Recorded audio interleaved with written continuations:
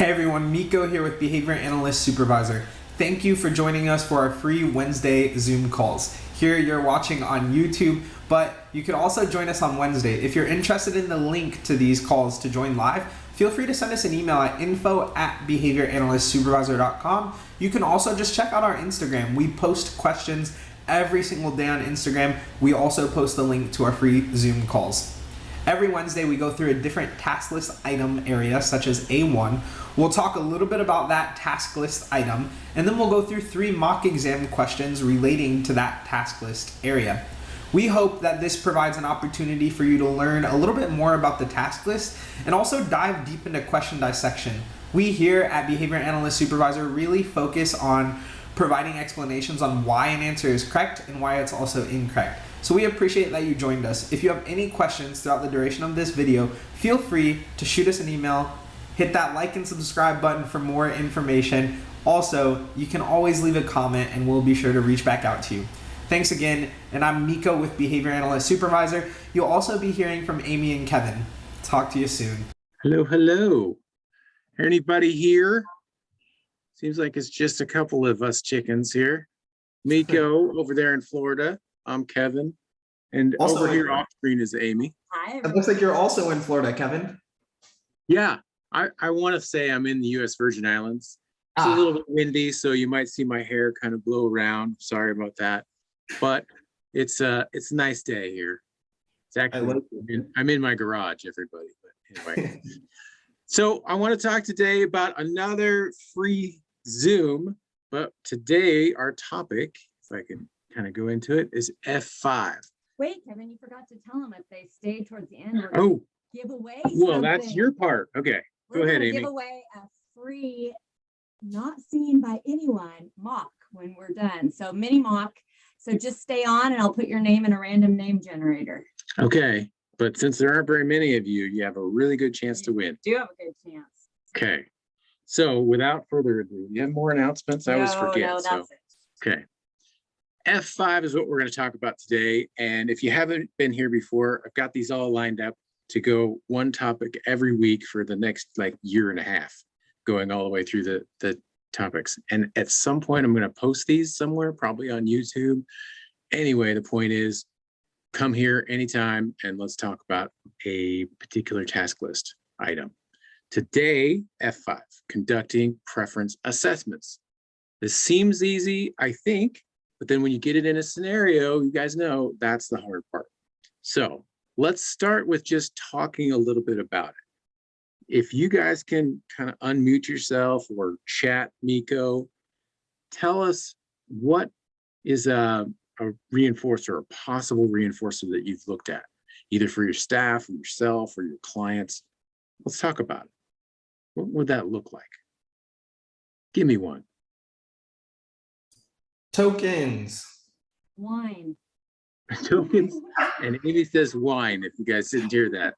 So yeah, I think Cookies and paycheck all in the chat.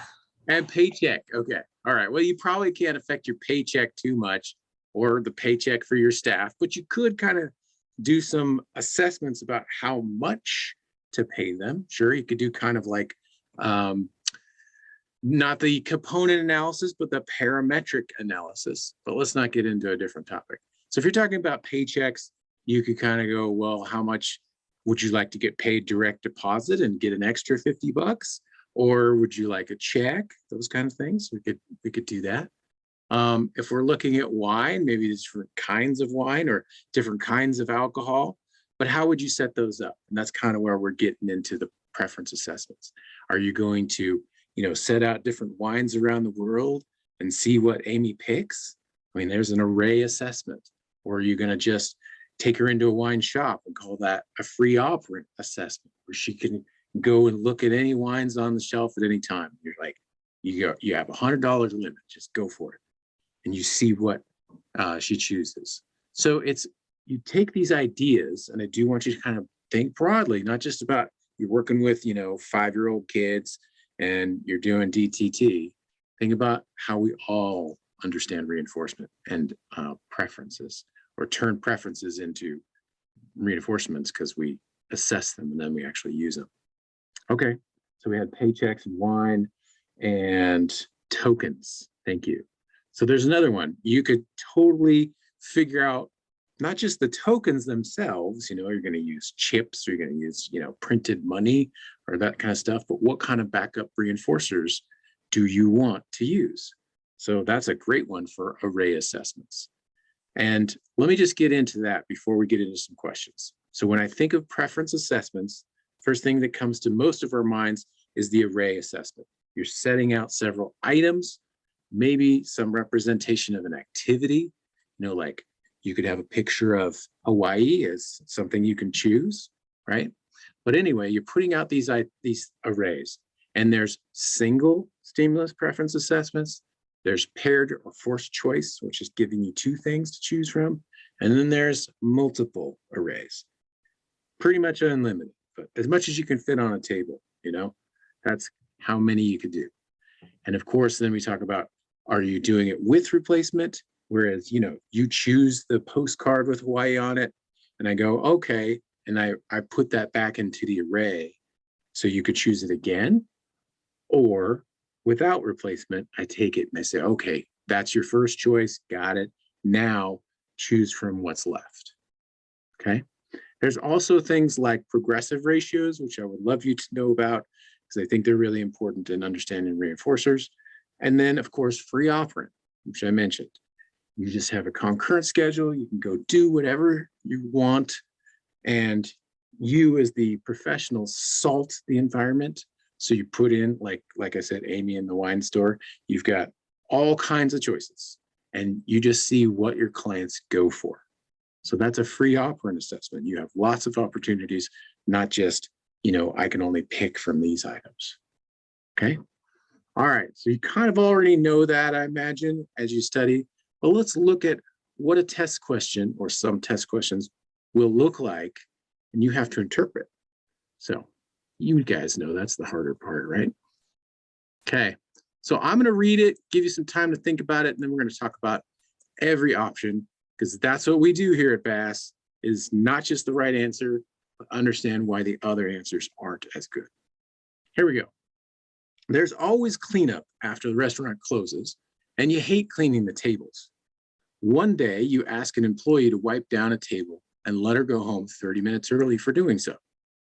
Since then, you've increased this to 10 tables, but your waitress is happy to do it in order to go home half hour early. This is a form of A, a concurrent schedule of reinforcement, B, a progressive schedule of reinforcement, C, single stimulus preference assessment, or D, free operand preference assessment. Looks a little harder now, doesn't it? Maybe not. Maybe you guys got it.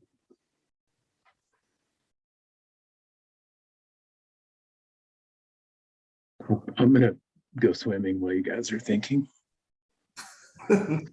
No, did you put your sunscreen on before you headed to the beach? Oh no, I didn't. So it looks like we are in agreement here that B is our best choice. Great. Okay, you guys got it. So that is correct. And like I said, okay, you could just say it's B and move on, but I'm me, so I got to do this. It is a progressive schedule because we haven't gotten to the point where the waitress says, no, I'm not doing 100 tables. That's the break point or ratio strain where she says, no, the reinforcer is not powerful enough.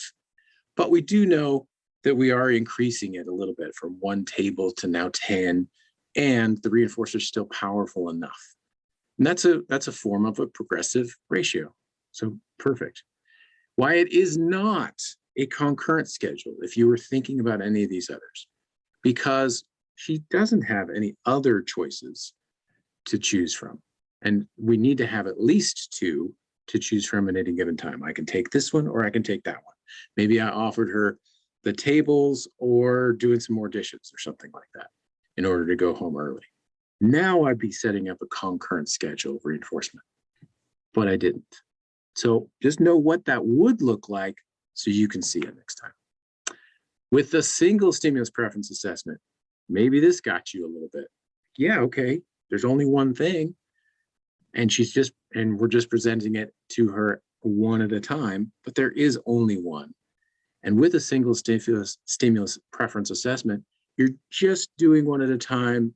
And the only way to tell then between you like this thing that's in front of you or not is how much you engage with it. So I don't see that. It's not like we're presenting more than one thing and just one at a time. And we're not evaluating how long she engages with this reinforcer. So we're not doing that. But if we were, that's kind of what a single stimulus preference would look like. And then finally, free operant kind of goes with the concurrent. Free operant assessments are going to give you a concurrent schedule of whatever number of things, and you can just go for it. You just are in your natural environment, hopefully, and you behave. And we see, oh, you went over to that thing so many times, or you played with that for such a duration. And that's how we decide this hierarchy of your most preferred things to the least preferred things. And then we can see how those work as reinforcers in your life. Okay. All right. So are we ready to move on, Miko? I think we're good. No questions. Okay. So what do you think about this next question? Should I do it? All you. I figured. Okay, here we go, Miko. Tell me if there are any questions. In conducting a preference assessment, you place one of 10 items in your client's view at a time. In order to create a hierarchy of preference, you then do what? A, note the frequency of engagement with each item. B, record the duration of engagement with each item. C, remove the item after 30 seconds and replace it with another. Or D, remove the item from your client's view for 5 seconds and then return the item to the client's view. What do you want to do there?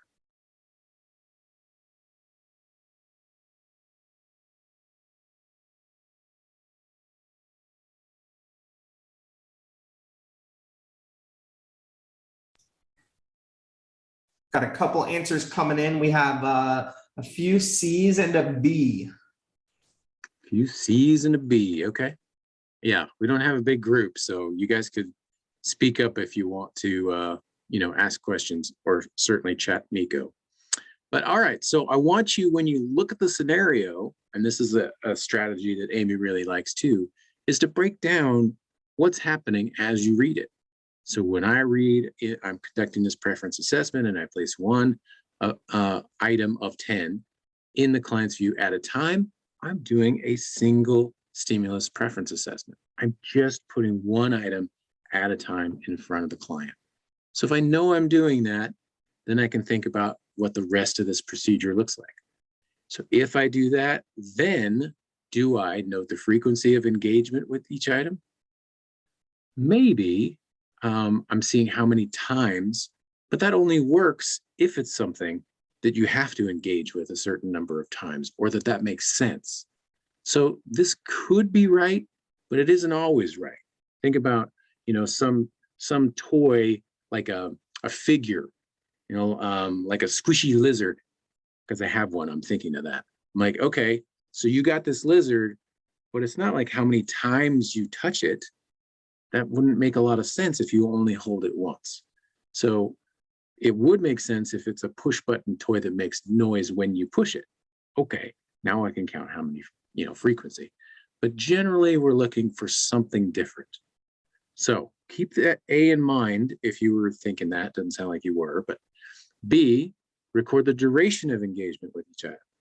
Yeah, that's something you certainly can use in any situation, whether they engage with it frequently or just once. You can tell how much time they spend with it. And that's generally what we do with these single stimulus assessments. So good job, you guys got that. But B is the answer. Let's keep moving and look at the rest though. C, sound like somebody said this, right? Isn't that right? Yep, okay, Miko saying, yep. Remove the item after 30 seconds and replace it with another. Sure, you could have that as part of your standardized procedure, that I'm only going to put this thing out for 30 seconds, and then I'm going to take it out. I'm going to put in another one.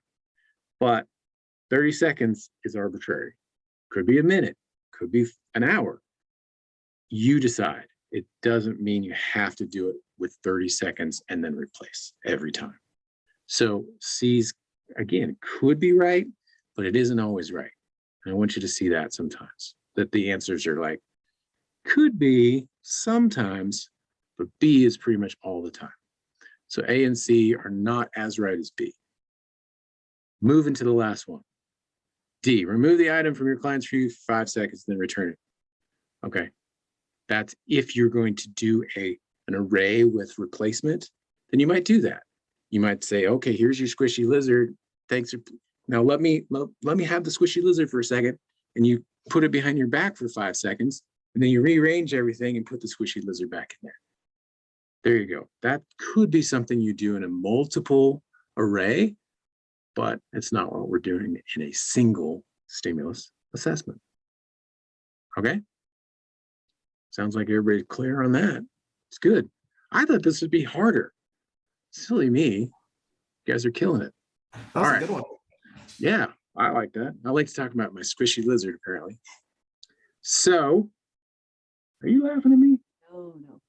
Okay, why not? I'm funny. 3, this is the last question. So if we have any time, and we generally don't, but if we do, maybe we can go over any other things that come up. All right, here we go. You place a pyramid, a sphere, and a cube on the table. Regardless of the arrangement, your client always chooses the pyramid. In order to determine which of the 3 is most preferred, what should you do next? Should you conduct a single stimulus preference assessment, conduct a forced choice preference assessment, C, conclude that the pyramid is most preferred, or D, conclude that the sphere and the cube are not preferences?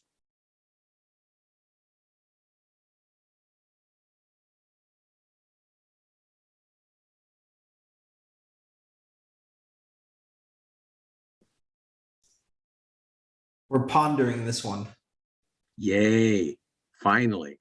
I want you to get the right answer, but I want you to have to think. I'm getting a lot of B's coming in. Okay.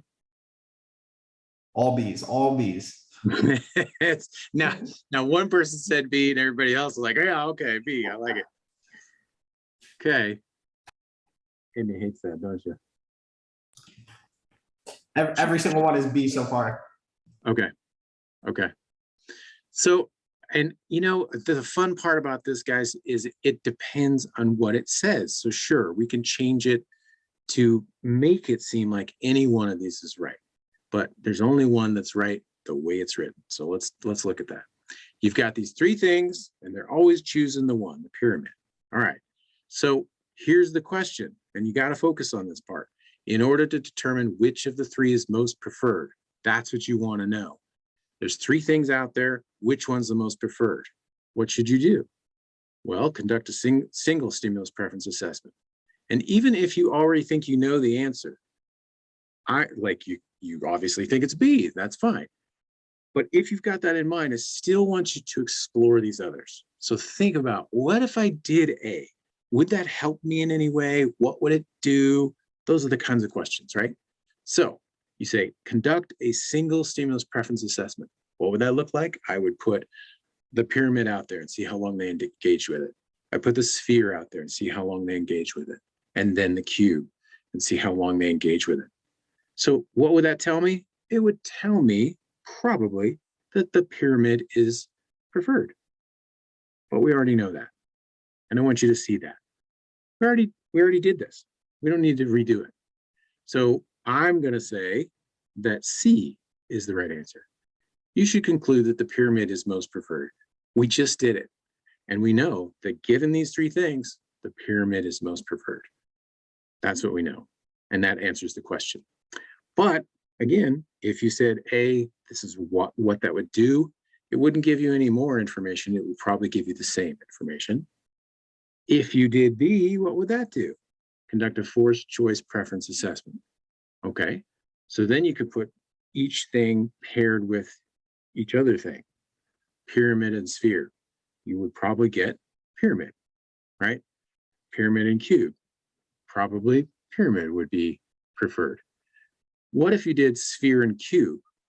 That might actually tell you whether sphere is more preferred than cube, which you didn't know before, but it wouldn't help you understand which of those three is the most preferred. You already know that. You already know the pyramid is the most preferred. So doing a forced choice assessment might tell you sphere versus cube because we didn't get a chance to just have those and not have this pyramid in there, but that's not what you need to know. So again, C is the right answer. Well, one more, let's look at. Conclude that the sphere and the cube are not preferences. You can't quite say that right now. Because again, if you did a forced choice assessment, you might find that the sphere is almost as powerful as the pyramid. I don't know. But you didn't have a chance because the pyramid was so much better, I guess. Okay. Any questions on that one? No questions, but we have some self-analyzing. We have some folks saying they think a little bit too much or overthought that one, which I think is probably spot on. Totally understandable. So, give yourself kudos. You all did great on the first two and made you think on this one. That's all right. I just want you to be making sure you're answering the right question, which here it's like, oh, what would I do? I would say I already know the answer. And so there it is. Let's see. Yep. Okay. I think Miko has some announcements. Oh, does he? I do. Well, let's listen to Miko. Cool. So we have a couple of cool things coming up. We are about 92 followers away from 5,000 roughly last time I checked, which is right now because I have Instagram up in front of me. So we're at 92 from 5,000. We'll be doing a 5,000 giveaway. So we're giving away a free tutoring session for you and a friend. So we're giving away a free group tutoring session. All you have to do to enter to win that is go and tag a friend on that post. And then we'll be giving that away as soon as we hit the 5,000, which I would say probably about 2 or 3 days, it seems like on average. So that's when we're estimating. Another cool thing that I wanted to talk just a little bit about is pretty soon here, we will be releasing some new stuff. So we have some new mini mocks coming out. So be on the lookout for that. We're working on an audio mock, so be on the lookout for that as well. And then one super cool thing coming up at the end of this month is we have a break down the beast. I was going to call it break down the task list, but that's what we do on Tuesdays and Thursdays. I know. Yeah, you're getting them all. So we have so much stuff. It's hard to keep track of. Yeah. So much. And if you purchase access to that one on the 30th, we're actually going to give the recording from the one that just took place on the 2nd as well. So be on the lookout for all of that fun stuff. Okay, cool. Well, and if you're familiar with us, then, this is going to be same old, same old. You already know this. But I just wanted to show everybody in 1 minute or so what we're offering and where to find it. So this is our main page. And of course, if you're interested in getting BCABA or BCBA, then this is where you go, the BCBA prep page. The first thing I want you to see is this calendar. So we just did today, but every week we got a different topic, same link. Just join anytime. If we're looking at this calendar for anything specific, these Tuesday, Thursday meetings with Miko, going through the task list, is exclusive to the All You Need Guaranteed package. So if you buy that, then you get not just the live ones, but all the recorded ones. And if you want to, like Miko said, if you want to come to our Break Down the Beast, the 4-hour marathon of doing what we just did, it's actually more fun than it sounds. And you don't have to pay attention as much as Amy and I do. So you can just kind of be lazy on your Saturday. But if you come to, or if you purchase the April 30th, then you'll also get the April 2nd recording. Anyway, so that, and of course with the All You Need Guaranteed, it's everything we offer. So there it is. There's also a smaller package and of course individual things. You can just buy some mini mocks or our videos, et cetera, et cetera. There's lots of stuff to choose from. We keep on making more, don't we? Yep. Sure do. All right, are we ready to pick a winner? I'm ready. You guys ready? Okay, 1 second. And you know everybody who's in here. Yep. Do It's I get to win? Alexis. Alexis. I think you have an account, Alexis, so we can just add that in there. Cool. Do you, Alexis, have a last name? Alexis, what's your last name? Do you mind sharing? Or you could chat it. It's Johnson. Johnson. Okay, cool. Mhm. Awesome. I have the guaranteed package. Yeah, we haven't published a new set of mini mocks yet. So these are going to be mini mocks that you haven't seen yet. And then probably in a week or so, we'll have some more, and that'll be included in that for everybody who has the all you need. But yep, you'll get it. Okay, thank you. Prequel. Cool. Thank you. Awesome. Well, thanks everybody Yeah, thank you. for joining us midday on a Wednesday. Yeah, well, I mean, I generally go for half an hour. So if you guys have any questions, now's a good time. We can probably cover a question if you want to. And you can unmute yourself and ask away. I know, totally small group. Anyone? Miko, do you have a question? I don't, but there's a question in the chat. So can we get one example of pivotal and cusp behaviors, please? Kevin, Yeah, Can I? okay. Yeah, please. Okay, cool. So I don't have an example necessarily, so maybe Kevin will think of one while I say this, but I was meeting with someone and they actually gave me this analogy, which I thought was really good because y'all know I'm a sports person by now. But for pivotal behaviors in basketball, you have the ball and then you can move one foot. That's called pivoting. So that's kind of what a pivotal behavior does, right? You can move from point A to point B. It doesn't open the door to new behaviors. So like when you learn how to skip, you can skip down the hallway and you can skip on the playground, but that doesn't really open the door for reinforcement. But as soon as I learn how to drive a car, now I can go to McDonald's and get food. I can go to my best friend's house and hang out with them. And so that is opening the door to so much more reinforcement. Whereas pivotal, I'm just moving, right? Just pivoting. Just pivoting. Okay. All right. And I usually think of pivoting or pivotal behaviors and pivotal response training came to mind, but you're looking at things, you're really talking about response generalization. You've learned one thing, like you said, maybe you're pivoting, you can put one foot here and then you can pivot on it. You can also pivot on the other foot. You can fake, or you can try to do a Euro step if you're familiar with that. There's lots of different ways to pivot. And if you want to do that analogy or take it as extremely far as you want to, that's what pivotal behaviors are talking about. You're changing the response from that initial thing that you were trained in.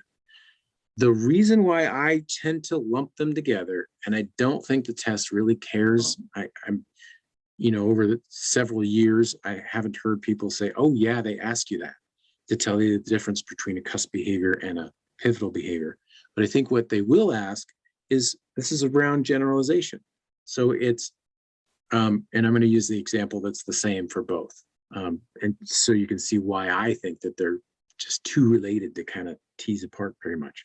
Is like communication. So functional communication training, often that goes with pivotal response training. If you're familiar with that, it's kind of the same idea. But you're saying, let's say mands is what I want you to learn. So I'm teaching you mands. And that does open up all kinds of doors. If I can ask you for one thing, then I can ask you for lots of other things. But it's a cusp behavior in that way. But it's also pivotal behavior. Because once I learned to man for something, or you've taught me to mand, now I can mand in other ways. I don't just have to say, please can I can say I want, or I can say I can do this, just reach my hand out. I can give you puppy dog eyes. I can do all kinds of different ways of manding. So they're all kind of related in that generalization strategies. But there's one example, is manding. So hopefully that helped you a little bit, but please know you can always email us and we can go more in depth with that if you'd like. Yeah, No, I'm happy to do that. But again, I don't think it's really important to know the distinction or how to pull them apart as much as it is to know how each one relates to generalization and reinforcement. But any thoughts on that, Miko? I agree. I think that it's if you know the general idea and you're able to create some examples, obviously, I think then you'll do really good when you're faced with a question surrounding them.